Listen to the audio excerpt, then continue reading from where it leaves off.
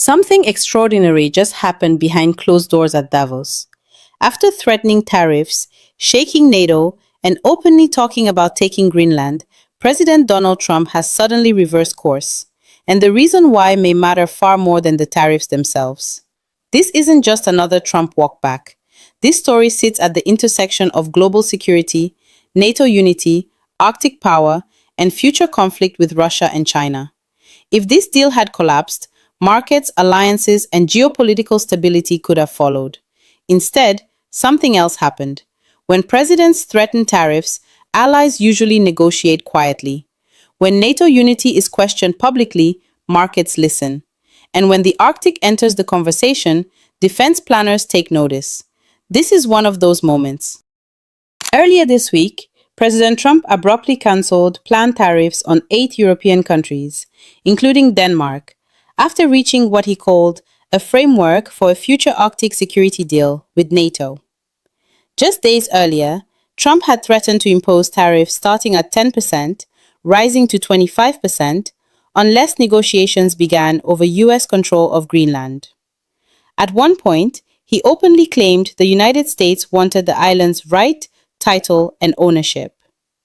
Then, almost overnight, the tariffs were gone.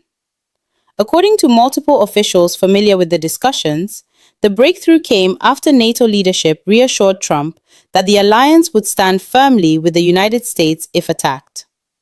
Behind the scenes, a potential compromise emerged: expanded US military presence on Greenland rather than a transfer of sovereignty. Trump also linked Greenland discussions to the so-called Golden Dome missile defense program, a proposed $175 billion system that would place US weapons in space for the first time. In other words, this was never just about trade. It was about strategic control of the Arctic. According to multiple officials familiar with the discussions, the breakthrough came after NATO leadership reassured Trump that the alliance would stand firmly with the United States if attacked.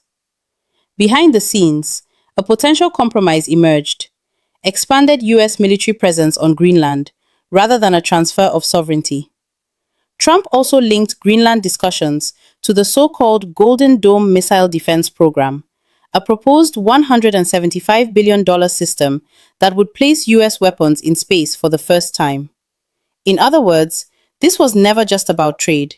It was about strategic control of the Arctic. Here's the detail many reports gloss over. Trump didn't abandon the Greenland issue. He changed the leverage.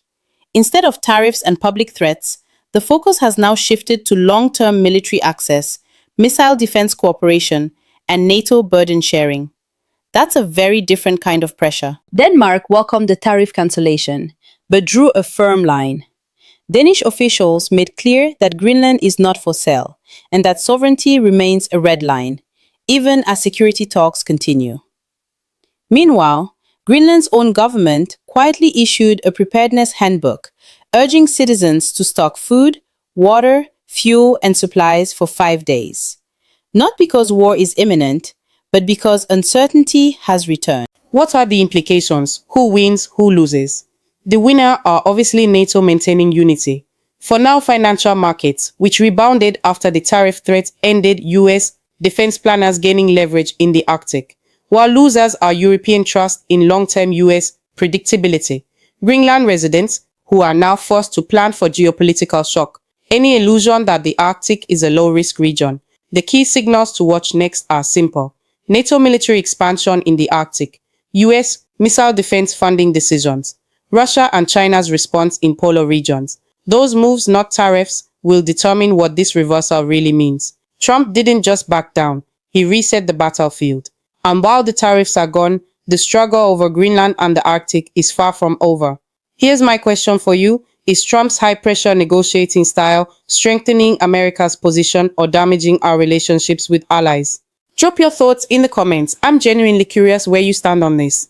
And if you want to stay ahead of these developing stories instead of getting blindsided by headlines, hit subscribe.